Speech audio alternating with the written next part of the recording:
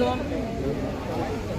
Rocket యుగంలో కూడా ఇలాంటి అమానవీయ సంఘటనలు జరగడం అనేది దురదృష్టకరం. వాళ్ళకు ఒక బేస్ ఉంది.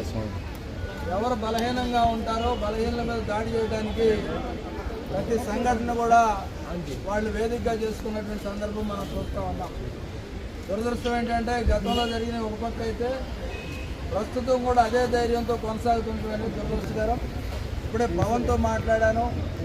దానిలో దాదాపుగా 25 మంది పైగా ఉన్నారు. దానిలో 16 మంది పేర్లతో సహా గుర్తుపెట్టినటువంటి పరిస్థితి.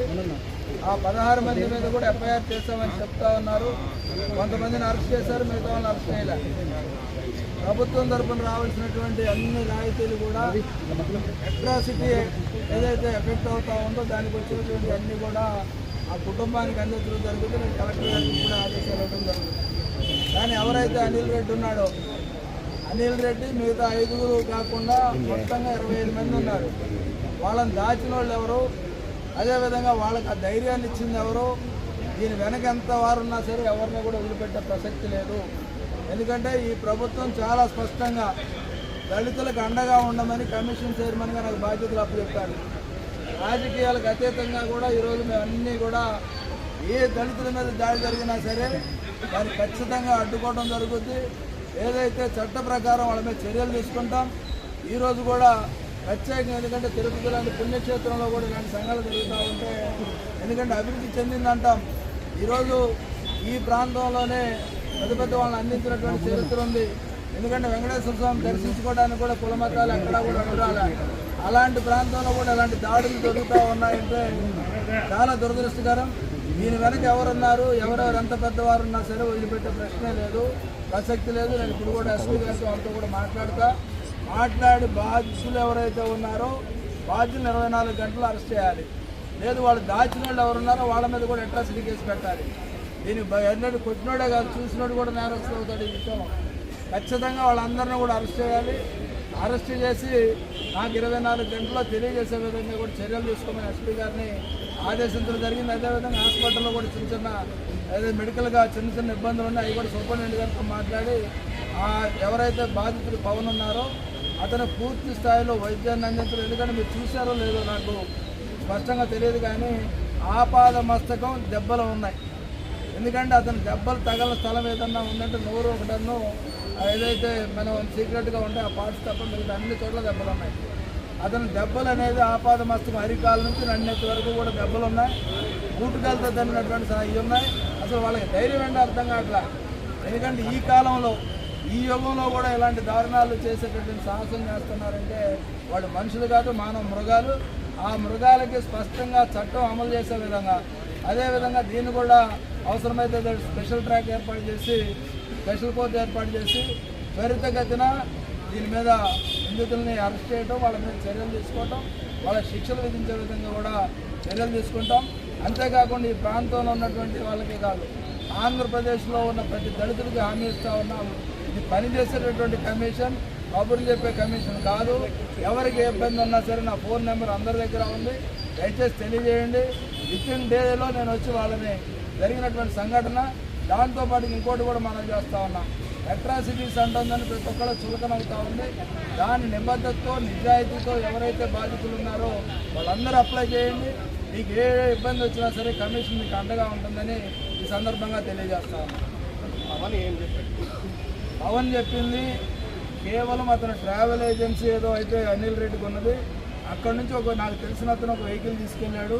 5,500 రూపాయలు బకాయి ఉన్నాడు. ఆ బకాయి తెచ్చమని అక్కడికి వచ్చారు. నేను పనిచేసేటువంటి హోటల్కి వచ్చి నన్ను బలవంతంగా లాక్కెళ్ళారు. రైల్వే స్టేషన్ దగ్గర పికప్ చేశారు. రైల్వే స్టేషన్ దగ్గర కొట్టారు, బూటుగాలతో తన్నారు.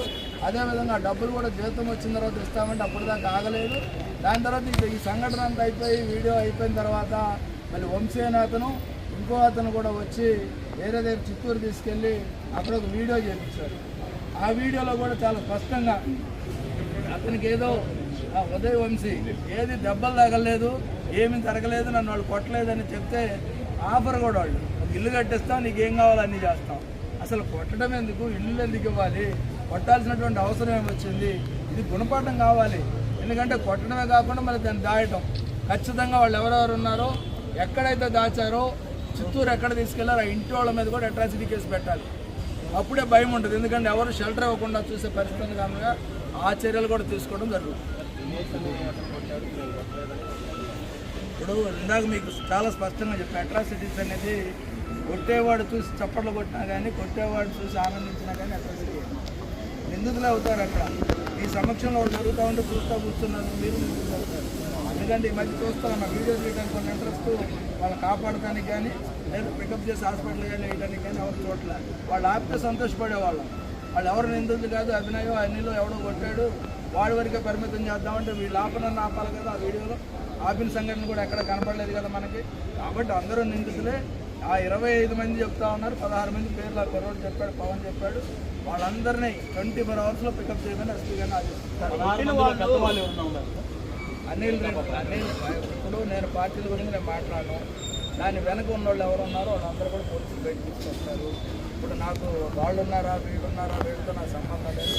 నేను యాజ్ ఏ కమిషన్ చైర్మన్గా ఖచ్చితంగా ఎవరెవరు ఉన్నారో అందరూ బయట కొట్టిన వాళ్ళు అధికార పార్టీ వాళ్ళే అని చెప్తున్నారు సార్. వాళ్ళు అంటే ఎవరైతే కొట్టారో మేము కాదు కొట్టింది అధికార పార్టీ వాళ్ళు అనేటువంటి ఒక ఆరోపణ. అధికార పార్టీ వాళ్ళు ఉంటే అధికార పార్టీ వాళ్ళని అరెస్ట్ చేయమని చెప్తా, లేదు ప్రతిపక్షంలో ఉంటే ప్రతిపక్షంలో చేస్తా, లేదు ఏ పార్టీకి సంబంధించిన వాళ్ళు ఉన్నా వాళ్ళని అరెస్ట్ చేస్తాం. నేరం నేరమే కదా. నా తమ్ముడు చేస్తే ఒక నేరం, నా అన్న చేస్తే ఒక నేరం, ఇంకోటి చేస్తే ఒక నేరం కాదు కదా. ఎవరు చేసినా నేరమే.